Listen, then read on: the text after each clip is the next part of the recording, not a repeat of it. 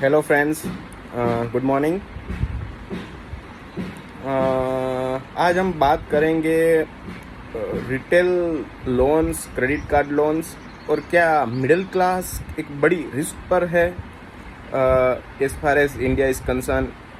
तो ये हम भारत सरकार के डेटा इंडिकेट कर रहे हैं कि टोटल टैक्स कलेक्शन के 75% of the tax are contributed by 4 crore people.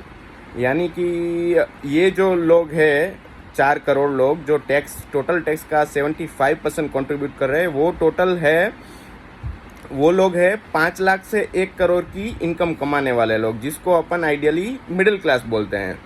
तो अभी दिक्कत क्या है कि गवर्नमेंट सबसे ज़्यादा टैक्स इनसे ले रही है और पिछले 10 साल से ये मिडिल क्लास लोगों की इनकम बढ़ी नहीं है, वैसी की वैसी है। और इनकम इंडिया में जो इलीट लोग हैं कि जिनकी इनकम 1 करोड़ से ज़्यादा है, या आप 100 करोड़ गिन लो, कॉरपोरेट्स गिन लो, अल्ट्रा HNIs गिन लो, उन लोगों की इनकम बढ़ी है। 5 लाख से कम जिनकी इनकम है उन लोगों की इनकम बढ़ी है, यानी कि लोअर मिडिल क्लास की इनकम बढ़ी है, upper middle high net worth individuals लोगों की इनकम बढ़ी है, मिडिल क्लास की इनकम नहीं बढ़ी है।